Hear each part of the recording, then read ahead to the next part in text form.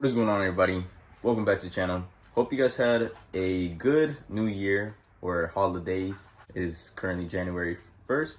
I spent it with my family. It was great, and I got the day off today, so we're gonna be working on the 240. The issue that I have been having on the 240 is a squeaky belt, and it's getting worse. I'm not too sure exactly what it is, but we're gonna start out with the belts, and if that doesn't end up solving our issue, we'll move on to the next thing, which will probably just be replacing pulleys, and then probably cleaning out the engine bay, because I have a feeling that maybe like oil dripping on there or coolant dripping onto the belts, stuff like that. Something that I read before on a forum for Nissans. It looks like a long process. It doesn't look as easy as just, you know, like a serpentine belt where you just move one bolt and it kind of just moves the tensioner and then you're able to remove the entire bolt. It's like individual. It's freaking 3 belts. Also, my dog was kind of chewing on them, so hopefully the belts are okay. But we got one belt, this one, and we got this one, which I bought on eBay for like 30 bucks. Hopefully this works. I don't know if I'll finish it today, but at least want to get started on it for today. I got some other things I have to do. It's not a complete dedicating day to just filming, but let's go head out to the 240. Yeah, that's kind of why I do believe it's kind of like the oil, maybe something getting on the belts. I ended up adding deodorant to this belt. I'm not sure if that's why it kind of looks like this. The deodorant didn't end up working for me. It's still squeaking pretty bad.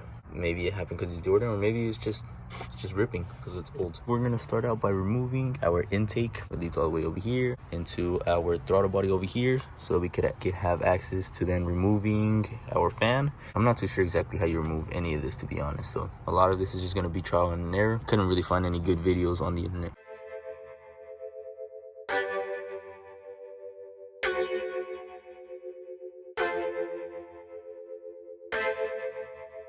Next, we're gonna have to remove this fan shroud, and I believe it's probably zip tied on this one, but it should be this bolt right here, and I think that's it.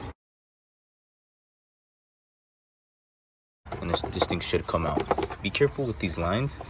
I believe these are all like evap lines, so we probably need these to like pass smog if you live in California, which I do.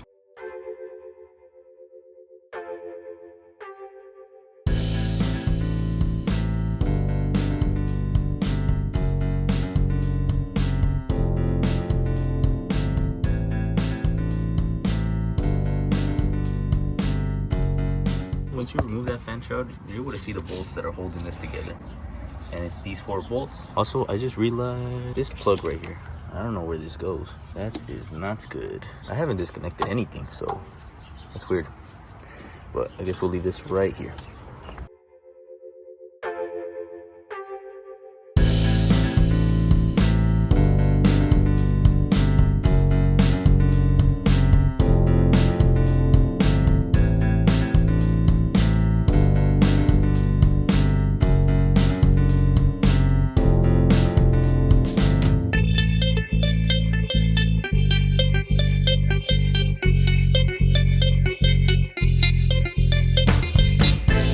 Got the fan out. I went ahead and put the bolts on just so that I don't lose them.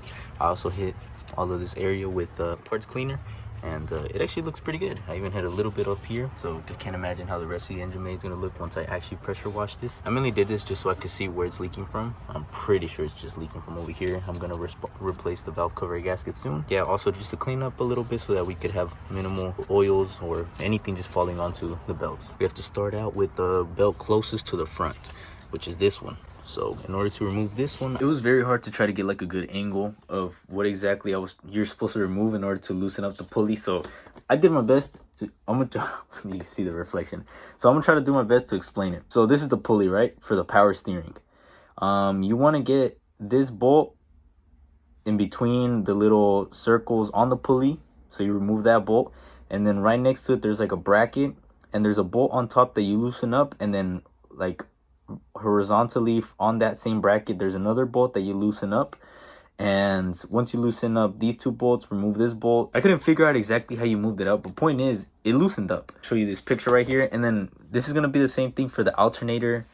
And the power steering and the alternator both have the same like cross bolt loosen thing that you have to do in order to loosen up the pump or the, you know, the alternator. If you're working on your car, you'll be able to see it. It's like right next to each of these units. So I hope my little diagram helped you guys out. We loosen up this bolt over here, that belt right.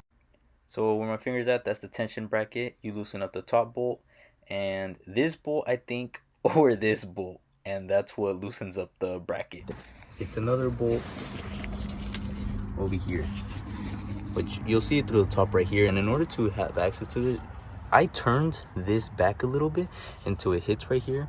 The only other way you could do it is just start your car and then have it land exactly right there, which is kind of like a gamble. The belt is loose. Once you remove that bolt, you're actually able to move this thing around a little bit. Not too much, but you know, enough to be able to remove the belt. First belt is now off. Perfect. Because I don't know which belt is which, we'll go ahead and match it up to whichever belt we got over here. So this is the first one. Moving on to our second closest to the front belt, which is this one. So for the alternator, it's the same exact thing. It has the little cross thing. You loosen this one up and then loosen this one up, and that releases the tension. And then you loosen this bolt up, and then I'm pretty sure that's how you're able to like shift the alternator and stuff like that. Those are the three that I used. Loosen those up and you should be able to remove the belt. Just look at that bolt, loosen it up, the front one and the one on the side, and it should be able to move. Loosen up both bolts, but then you also have to loosen up this bottom nut down here, and that loosens up the alternator. So now we're able to remove our belt. Moving on to the final belt, which is the belt all the way in the back. I'll do my best to explain this the best I possibly can. So this pulley was right here under the vehicle. You see those two bolts? We don't need to remove those. Unless you want to remove your AC condenser, then yes, you probably do remove those. But also on the bottom, near those bolts, there's this bolt right here. And if you look at it from right here, at first I saw it and it was just kind of right there, and I started loosening it up and nothing was happening. So I was like, all right, whatever. So I just tightened it back up. But turns out this pulley is a tensioner. So I guess if you want to remove this pulley, just go ahead and loosen this one out. And I think if your car isn't as crusty as mine, it should be able to slide. Once you loosen that up, your pulley should be free to basically go up and down. And that removes the AC belt. So I hope I explained myself properly. Belt is not off. Just gotta match it up, see if it's the right one. Looked to be like it was the right belt.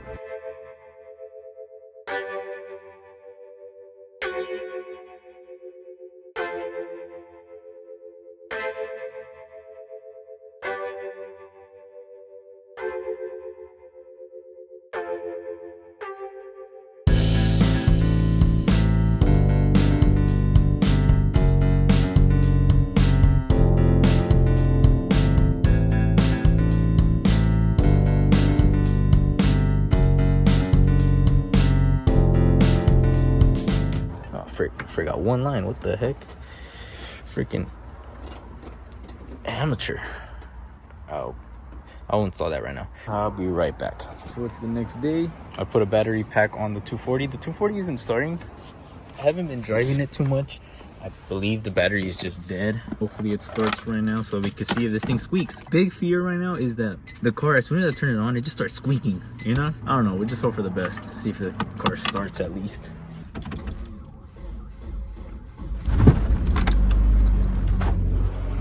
All right, well, the car started. The battery pack works. Also, something smelled. I don't know why, but I kind of got the smell of like something burning, which was very weird.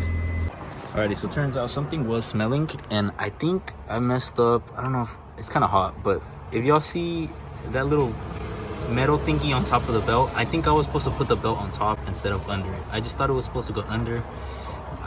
I don't know, I just, my common sense was a little bit too dumb. So now I gotta replace that belt. It's now off that little pin thingy. So hopefully we shouldn't have any more smells or squeaks. So I'm gonna go on a little test drive, or a final test drive, before getting back to the house. And then hopefully everything is good. So the car runs fine now. No squeaks and no more of that burning smell after my dumbass mistake, but it's all fixed. So car runs fine. I don't know, I'm not happy with this video. I hope it does help you guys out, or at least gives you like an idea of what to look for in your engine bay. I really want to go into the niche of, for the 240s, to do like a maintenance series before I start doing any crazy modifying and stuff like that. I feel like the whole YouTube space has a bunch of 240s, but they're all like drift cars or swapped or you know, they're all just focused on modifying. I really want to focus on doing the maintenance, getting a very good, reliable 240, and then having a good foundation to build up. That's it, guys. I hope you guys enjoyed the video. If you guys did, drop a like, comment, subscribe, do all that great stuff. I will see you guys in the next video. Excuse me. God bless. Chale ganito.